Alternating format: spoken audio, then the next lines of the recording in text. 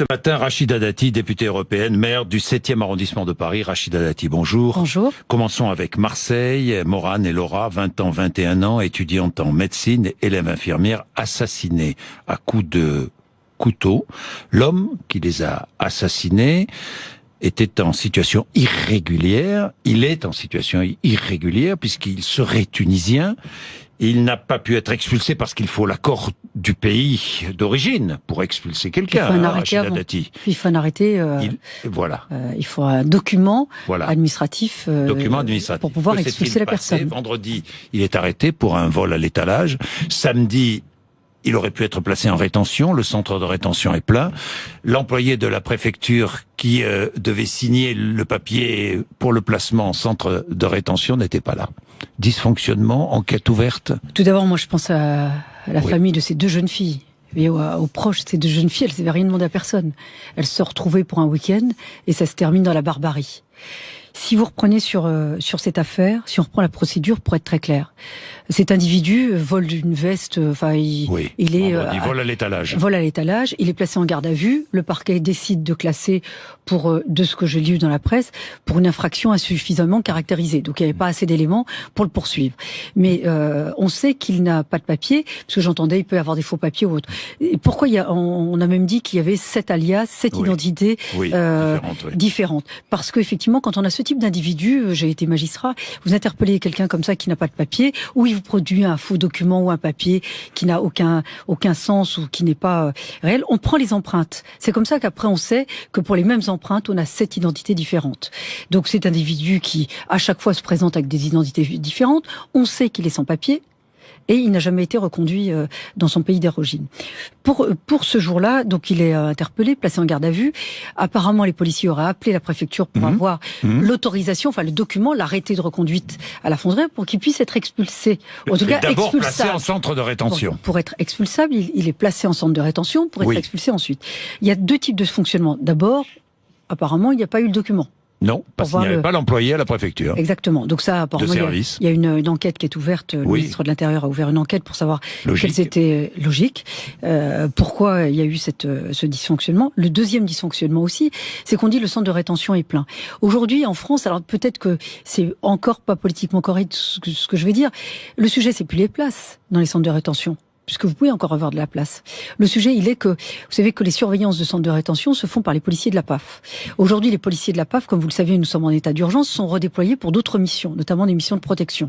Donc on a moins de policiers qui peuvent surveiller ces centres de rétention. Donc le sujet, c'est même plus la place.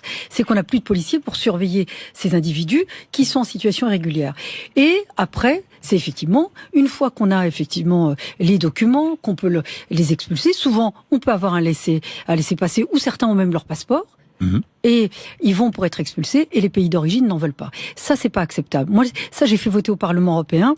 Je suis très peu suivie sur ce sujet, mais ça fait longtemps que j'en parle, parce que c'est des sujets très concrets. Parce que je vais revenir sur ces individus en situation irrégulière. C'est que, une fois, ces pays bénéficient d'aides financières conséquentes de la France, d'aides financières conséquentes de l'Union européenne, mais ils ne font pas le minimum de boulot de reprendre leurs ressortissants. Certains pays disent non, mais si chez vous ils vous posent des problèmes, et chez nous ils vont nous poser des problèmes.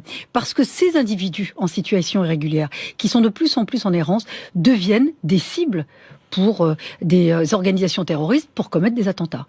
Donc, le sujet aujourd'hui pour le gouvernement actuel, ça sera de s'attaquer plus fermement aux reconduites à la frontière.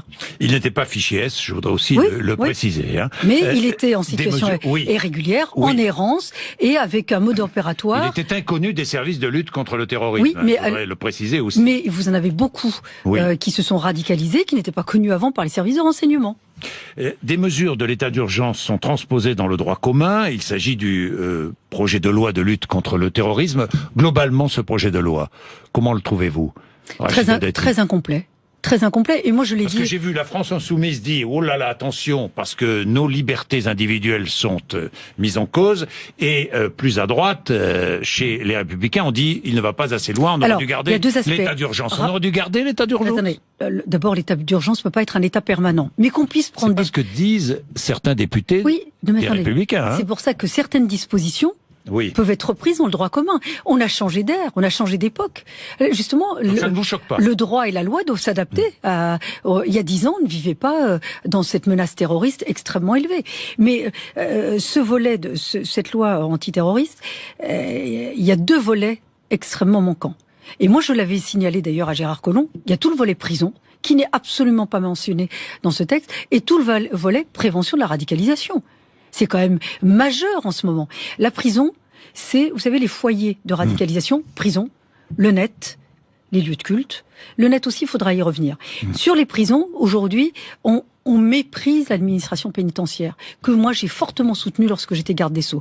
On les méprise alors qu'ils font un boulot formidable, au mépris de leur sécurité. Moi je suis choquée, par exemple, que le chef du gouvernement, que M. Philippe, n'aille jamais dans un établissement pénitentiaire quand vous avez des surveillants qui sont pris en otage, quand ils sont agressés, violemment agressés. Il y a encore une prison qui est en grève en France aujourd'hui, parce qu'ils ont eu effectivement des agressions lourdes. Jamais le chef du gouvernement n'en a fait mention. Jamais.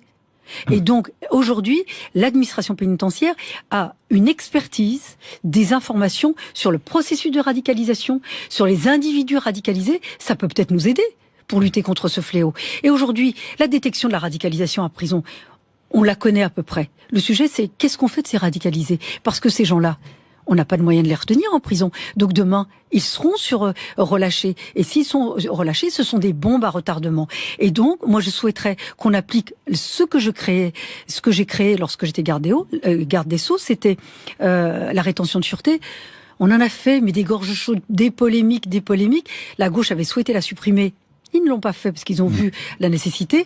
Moi, je souhaite que ces individus radicalisés, s'ils sont remis en liberté, soient placés sous rétention de sûreté, c'est-à-dire une mesure de sûreté, ça n'est pas une peine, pour pouvoir les encadrer, les surveiller, les soigner cas échéant, mais qu'on ne les laisse pas dans la nature. Vous dites aussi, ceux qui ont envie d'aller faire le djihad, de moins en moins nombreux quand même aujourd'hui, compte tenu de la situation internationale, ceux qui ont envie d'aller faire le djihad, qu'ils y aillent. Et puis nous aurons des drones. Ça veut dire quoi ? Ça veut dire que nous allons les éliminer ? Non, ce n'est pas ce que j'ai dit. J'ai dit simplement... Sur les terrains de guerre ? Non mais attendez, d'abord on est en état de guerre. Donc sur les terrains ce qu'a fait Barack Obama d'ailleurs, et ce qu'a fait probablement François Hollande aussi. On est en état de guerre, donc quand on est en état de guerre à l'extérieur, on agit, on prend les moyens autorisés pour faire la guerre. Ça, c'est la première chose. Pourquoi j'ai fait cette remarque ? Parce que moi, je suis allée à Guantanamo à l'invitation du ministre américain de la Justice. Et on en a discuté. Vous vous souvenez, Obama avait souhaité fermer Guantanamo. Oui. Donc il n'y a pas eu de nouveaux détenus. Mais s'il n'y a pas eu de nouveaux détenus, il y a eu des individus qui ont été forcément éliminés sur les terrains de guerre. Et c'est vrai que Barack Obama est un président qui a signé des autorisations qu'on puisse éliminer des individus terroristes par drone. Moi, je dis aujourd'hui qu'effectivement, sur les terrains de guerre, on a le droit d'utiliser tous les moyens autorisés par le droit international pour éradiquer ce fléau. Pourquoi on accepterait d'empêcher ces individus qui nous menacent et qui nous tiennent, et qui nous mettent plus qu'un revolver sur la tempe et nous angoisser en permanence et au quotidien. S'ils veulent partir, qu'ils partent. Las Vegas, l'horreur du terrorisme aussi, de quelle nature on ne sait pas. Dans tous les cas, cet homme a semé la terreur. Est-ce qu'on ne va pas un peu vite parfois en relayant les revendications de l'État islamique ? Alors, sur les États-Unis, il n'y a pas encore de confirmation définitive. Ceci étant, le problème des États-Unis, c'est la circulation des armes. Vous le disiez dans votre émission juste précédemment, des millions, je crois que vous aviez dit, 300 millions d'armes qui circulent aux États-Unis librement. Et vous avez 338 tueries aux États-Unis depuis le début de l'année. Et vous avez vu que c'est l'arsenal qu'on a retrouvé chez cet individu. Donc c'est le plus gros crime de masse commis en temps de paix par un seul individu. Donc le sujet des États-Unis, il y a aussi le sujet de la circulation d'armes. C'est vrai que si nous avions ça en France, on a une attaque au couteau qui génère de morts. Là-bas, vous avez vu le nombre de morts et de blessés. Donc on a ce sujet. Ensuite, sur la diffusion, je vous le disais au départ, le sujet du net. Enfin, on ne se rend pas compte de la responsabilité des géants du net. Moi, j'ai fait voter au Parlement européen, en novembre 2015, la responsabilité pénale des géants du net. Ils ne payent pas d'impôts ces gens-là. Ils ne payent pas d'impôts. Et en plus, on s'excuse de leur parler on va négocier pour qu'ils payent des impôts. Ils devraient investir pour effectivement lutter contre la barbarie sur leur réseau. Parce qu'aujourd'hui, ils sont un peu plus coopératifs parce qu'ils ont peur qu'on puisse demain les attraire à une responsabilité. Moi, je souhaite qu'il y ait une responsabilité pénale vis-à-vis de ces géants du net. S'ils ne collaborent pas, demain, ils seront complices de cette barbarie. Les messages d'apologie au crime, à la barbarie et à la tuerie sur le net, les recruteurs sur le net, comment confectionner des bombes sur le net, et on leur dit, excusez-nous, payez un petit peu d'impôts, et puis si vous pouvez nous aider de temps en temps. Non, si demain ils ne font pas le boulot, responsabilité pénale, sanction pénale lourde à leur encontre. Mohamed Merah, les médias se sont précipités, ont repris à l'époque, le frère est aujourd'hui au tribunal, les médias se sont précipités, ont repris à l'époque la thèse défendue par le patron de la direction centrale du renseignement intérieur, à l'époque Bernard Squarcini, oui. Vous vous rappelez? Oui, je m'en rappelle. Merah était un loup solitaire. Je l'ai contredit oui. Le lendemain sur votre plateau. Oui. Il n'y a pas de loup solitaire. Ça veut dire quoi? Ça veut dire que l'opinion publique a été manipulée à l'époque? Il a dit des conneries. Voilà, pardon de vous le dire aussi directement. Donc voilà, donc ça c'est n'importe quoi. Mensonge d'État alors, l'opinion publique. J'en sais rien, ou incompétence. Oui. Ou incompétence. Voilà, ce qui est possible, le concernant. Donc aujourd'hui, il n'y a pas à l'ère des réseaux sociaux. Regardez, toutes les tueries qui ont eu lieu, on retrouve des connexions partout. Et donc, moi, j'ai toujours dit qu'il n'y a pas de loup solitaire aujourd'hui. Et en plus, moi, j'ajoute, on découvre Mohamed Merah en 2012, mais c'est cette montée de la radicalisation, elle n'existe pas depuis 2012. L'affaire Kelkal, c'est quand? 95. Les attentats de 86 sur nos territoires. Et puis, rappelez-vous, les attentats de Londres, d'Espagne. Simplement, je pense qu'on a négligé la violence et cette montée de la radicalisation. Est-ce qu'on la néglige toujours? Moi, je pense qu'il y a... Est-ce que nous sommes trop faibles? Moi, je pense... Est-ce que vous avez entendu, par exemple, ce qu'a déclaré la députée Danielle Obono? Est-ce que ça vous a choqué? Vous n'avez pas entendu? Non, j'ai pas entendu. Voilà ce qu'elle a dit. Un homme qui refuse de conduire un bus après une femme peut être sexiste, pas forcément radicalisé. Non, mais moi, ce que je dis, je vous dis, parce que moi, j'ai le principe de réalité. Oui. J'ai été magistrat. Oui. Moi, j'ai vécu dans des quartiers populaires. Oui. Vous savez, moi, vous n'échappez pas à votre enfance et à votre parcours de vie. Il y a des choses qu'on connaît et on sait comment ça marche. Donc, le principe de réalité, on sait ce que c'est. Moi, je pense que le chef du gouvernement, par exemple, n'a pas le principe de réalité sur ces sujets. Et j'en ai discuté puisque Gérard Collomb est de bonne volonté sur ces sujets. Mais moi, je pense que c'est plus grave qu'on croit. Simplement, je pense qu'on ne peut pas tenir un pays uniquement dans la terreur et dans des ambiances très anxiogènes. Il faut faire le boulot. Donc aujourd'hui, le boulot, c'est la prison, le net, la rétention de sûreté, dans les lieux de culte. On a des voies et moyens de pouvoir lutter et empêcher cette radicalisation. Moi, je ne crois pas à la déradicalisation. Je vous l'ai dit, que nous étions au niveau zéro de la déradicalisation. Je ne crois pas. Moi, j'ai rencontré des détenus radicalisés. Bon courage si vous pensez que vous pouvez les déradicaliser. La Catalogne, vous êtes députée européenne. Est-ce que l'Europe doit intervenir? La Catalogne, vous savez, c'est le symptôme de l'Europe qui se disloque. On est focalisé sur la Catalogne. Mais vous avez vu ce qui se passe aussi en Italie avec la Ligue du Nord, en Grande-Bretagne, avec le Pays de Galles. C'est partout en Europe, cette dislocation. Et et puis nous avons 3 élus indépendantistes à l'Assemblée nationale. Donc aujourd'hui, qu'est-ce que ça démontre? Ça démontre aussi que on refuse de plus en plus en Europe ce principe de solidarité. Parce que la Catalogne dit aussi, nous sommes une région riche, et on veut plus être solidaire de régions. Vous soutenez le gouvernement de Madrid? Moi, je suis contre. Vous faites partie de la même majorité, oui, nous allons européen. avoir un débat demain au Parlement européen. C'est pour ça que je vous en parle. Et moi, je suis contre l'indépendance de la Catalogne. On ne peut pas accepter cette dislocation européenne. Ça n'est pas possible. Alors après, il y a les violences policières qu'on ne peut pas accepter. Mais on ne peut pas. Mais vous savez, celui qui a mis... Que doit-il faire maintenant? Imaginons que la Catalogne, avant la fin de la semaine, déclare son indépendance. Que fait-il? Légalement, elle ne pourrait pas. Légalement, parce que la Constitution ne permet pas. Article 155 de la Constitution justement, espagnole. C'est une volonté politique de pouvoir... Je pense qu'il n'y a pas eu assez de discussion.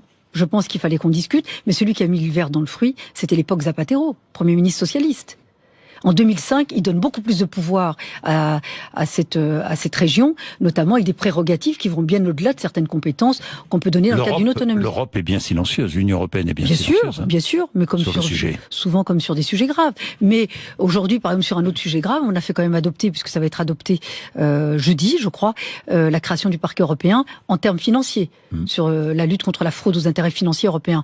Donc, vous savez qu'Emmanuel Macron a annoncé qu'il souhaitait la création d'un parquet européen. Il en a peut-être rêvé, mais ça fait des années que nous travaillons dessus, et nous avons une amorce dès jeudi, puisque nous avons 20 pays qui se sont engagés pour la création de ce parquet européen.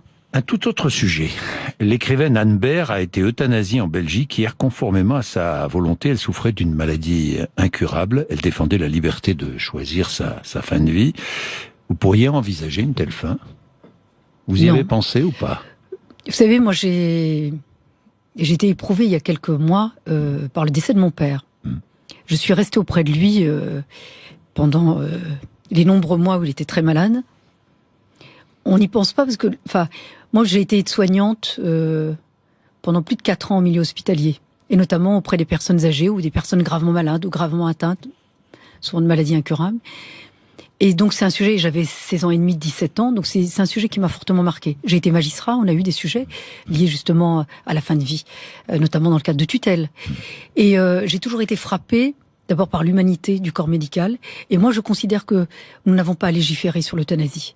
Parce qu'on fait quoi? On met des critères, et puis si on rentre pas dans le critère, qu'est-ce qu'on fait? On rajoute un critère, et puis il faut laisser... je pense que ça se règle très bien avec les médecins. Il y a des sujets sur lesquels je pense qu'on ne peut pas y mettre du droit, il faut y mettre de l'humanité et du respect des familles.